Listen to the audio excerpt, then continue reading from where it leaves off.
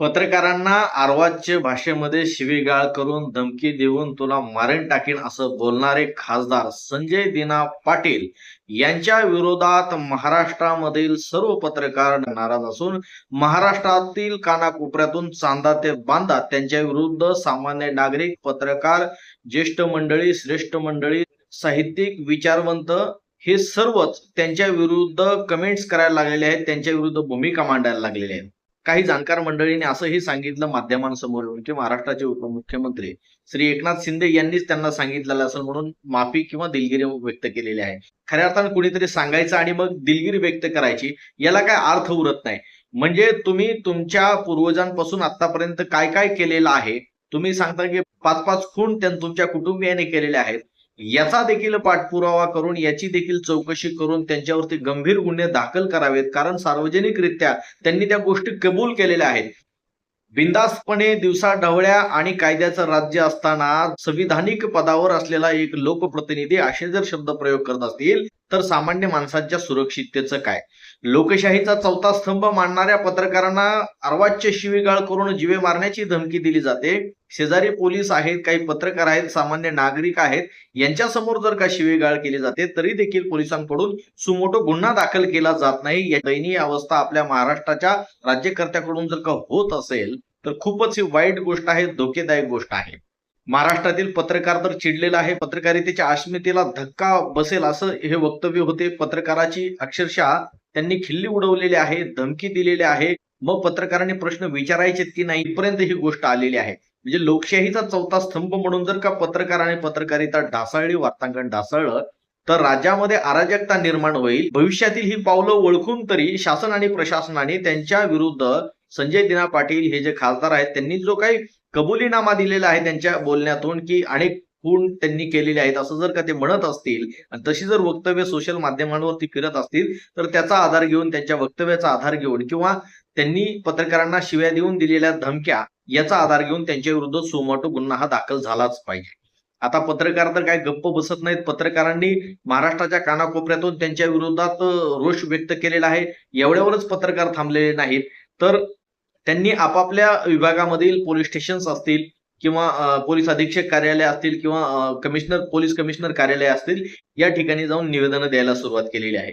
काही पत्रकारांनी संजय दिना पाटलाच्या विरोधात गुन्हे दाखल करण्याची तयारी दर्शवलेली असून तशा पद्धतीचे तक्रार अर्ज दाखल करायला सुरुवात केलेली आहे. अखिल भारतीय मराठी पत्रकार परिषदेचे मुख्य विश्वस्त श्री यशम देशमुख सर यांनी देखील टीव्ही माध्यमांवरती येऊन आपली भूमिका मांडलेली आहे आणि त्या भूमिकेमध्ये त्यांनी सांगितलेलं आहे की संजय दिना पाटील अगोदर चुकीचं कृत्य करतात, कायद्याला बाधा ठरेल असं कृत्य करतात, समाजामध्ये तेढ निर्माण होईल, पत्रकारांची अस्मिता ढासळेल आणि पत्रकारांना शिव्या देऊन जर का धमक्या देत असतील तर हा फारच गंभीर गुन्हा आहे. केवळ दिलगिरी व्यक्त करून हे प्रकरण मिटणार नाही. त्यांनी जो अक्षम्य असा गुन्हा केलेला आहे त्यांच्यावर कायदेशीर गुन्हा दाखल करून कायदेशीर कडक कारवाई झाली पाहिजे, अशा पद्धतीची भूमिका अखिल भारतीय मराठी पत्रकार परिषदेचे मुख्य विश्वस्त श्री यशम देशमुख सरांनी मांडलेले आहे आणि त्यांच्या भूमिकेला महाराष्ट्रातल्या संबंध पत्रकारांनी पाठिंबा देऊन एकमताने हा लढा शेवटपर्यंत लढला जाईल, जोपर्यंत संजय दिना पाटील यांच्यावर गुन्हा दाखल होत नाही आणि कारवाई होत नाही तोपर्यंत पत्रकारांनी एकजूट दाखवलेली आहे. त्याचीच प्रचिती म्हणून पुणे जिल्हा पत्रकार संघाने सासवड पोलीस स्टेशन मध्ये जाऊन पुणे जिल्हा पत्रकार परिषदेचे अध्यक्ष सन्माननीय सुनीलजी लोणकर आणि सर्व पत्रकारांनी मिळून सासवड पोलीस स्टेशन मध्ये जाऊन निवेदन दिलेलं आहे, तक्रार दिलेली आहे. इथून पुढे भविष्यामध्ये कुठल्या पत्रकाराच्या बाबतीत किंवा कुठल्या पत्रकाराला धमक्या येऊ नयेत आणि पत्रकार हा सुरक्षित राहिला पाहिजे तरच आपली लोकशाही आणि देश सुरक्षित राहील. कारण पत्रकार हा समाजाचा आरसा असतो, देशाचा आरसा असतो. व्यवस्थित सुशासन चालावं म्हणून पत्रकाराची महत्वाची भूमिका असते. म्हणूनच या ठिकाणी पत्रकार संरक्षण कायदा, पत्रकार हल्ला विरोधी कायद्याची गरज भासते. गेल्या अनेक वर्षांपासून अखिल भारतीय मराठी पत्रकार परिषदेचे मुख्य विश्वस्त श्री यशम देशमुख यांच्या मार्गदर्शनाखाली यांच्या सोबत हजारो पत्रकार लढा देत आहेत. लाखो पत्रकारांची ही मागणी आहे की पत्रकार संरक्षण कायदा आणि पत्रकार हल्ला विरोधी कायदा हा महाराष्ट्रामध्ये अंमलात आला पाहिजे. श्री यशम देशमुख यांनी दिलेल्या लढ्याची प्रचिती म्हणून पत्रकारांची सुरक्षितता, पत्रकारांच्या कुटुंबियांची सुरक्षितता लक्षात घेता तत्कालीन महाराष्ट्र सरकारने हा कायदा पारित केला, परंतु त्या कायद्याची अंमलबजावणी होत नाही. त्या कायद्याचं अजूनही नोटिफिकेशन निघलेलं नाही. प्रत्येक पोलीस स्टेशन, सीपी ऑफिस किंवा पोलीस अधीक्षक कार्यालय, सरकारी कार्यालयांमध्ये हा आदेश नोटिफिकेशन काढून जारी केला गेलेला नाही. म्हणून पत्रकार हल्ला विरोधी कायदा किंवा पत्रकार संरक्षण कायद्याची गरज आता त्याचं नोटिफिकेशन काढून त्याची अंमलबजावणी करणं अत्यंत गरजेचं आहे. अशा पद्धतीची देखील मागणी आता जोर धरत आहे आणि पत्रकारांनी ही मागणी लावून धरलेली आहे. तात्काळ पत्रकारांच्या संरक्षणाची गरज लक्षात घेता पत्रकार संरक्षण कायदा याची अंमलबजावणी होणं अत्यंत गरजेचं आहे. जेणेकरून इथून पुढं असं कुणीही डेअरिंग करणार नाही की पत्रकारांना धमक्या देणं, पत्रकारांना हाणमार करणं, त्यांचा जीव जाईपर्यंत जर का अशा डेअरिंग होत असतील तर या कृत्याला कुठंतरी आळा बसेल. म्हणून महाराष्ट्र शासनाने तात्काळ ही गरज लक्षात घेऊन पारित केलेल्या कायद्याचं नोटिफिकेशन काढून त्याची अंमलबजावणी करणं गरजेचं आहे.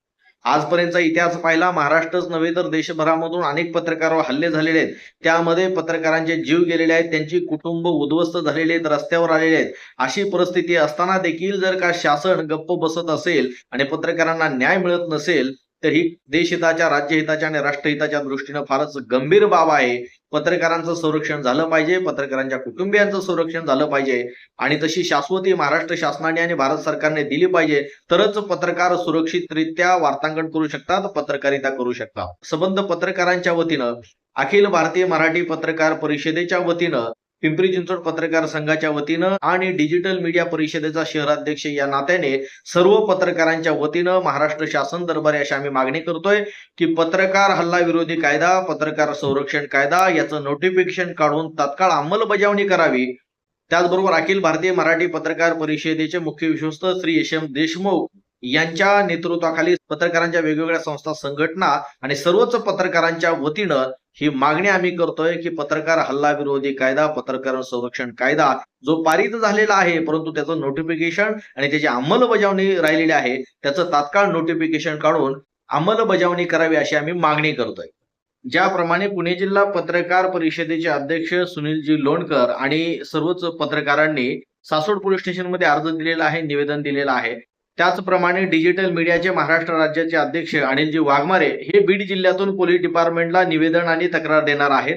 तसेच पिंपरी चिंचवड शहरातील सर्व पत्रकारांच्या वतीनं पिंपरी चिंचवड पत्रकार संघाचे अध्यक्ष सागरजी सूर्यवंशी, तसेच अखिल भारतीय मराठी पत्रकार परिषदेचे राज्य उपाध्यक्ष गणेशजी मोकाशी सर आणि डिजिटल मीडियाचा शहराध्यक्ष म्हणून मी स्वतः, त्याचबरोबर पिंपरी चिंचवड शहरातील विविध पत्रकारांच्या संघटनांचे प्रातिनिधिक स्वरूपामध्ये त्यांचे प्रतिनिधी, अखिल भारतीय मराठी पत्रकार परिषदेचे मुख्य विश्वस्त श्री यशम देशमुख सर, त्याचबरोबर विश्वस्त शरदजी पाबळे, अध्यक्ष मिलिंदजी आष्टीवकर या सर्वांच्या मार्गदर्शक सूचनेनुसार पिंपरी चिंचवड शहरातील सर्व पत्रकारांच्या वतीनं अखिल भारतीय मराठी पत्रकार परिषदेच्या वतीनं आज पिंपरी चिंचवड पोलीस आयुक्तालयामध्ये संजय दिना पाटील या वाचाळवीर यांच्या विरोधात अर्ज दाखल केलेला आहे आणि त्यांच्यावरती तात्काळ गुन्हा दाखल करण्याची या ठिकाणी मागणी करण्यात आलेली आहे.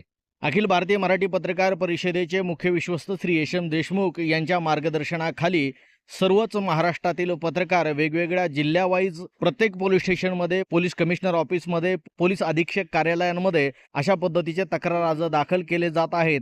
जोपर्यंत खासदार संजय दिना पाटील यांच्यावर गुन्हा दाखल होत नाही, त्यांच्यावर योग्य ती कारवाई होत नाही, तोपर्यंत पत्रकार माघार घेणार नाहीत अशी भूमिका अखिल भारतीय मराठी पत्रकार परिषदेचे मुख्य विश्वस्त यशम देशमुख यांच्या नेतृत्वाखाली संबंध महाराष्ट्रातील पत्रकारांनी भूमिका घेतलेली आहे.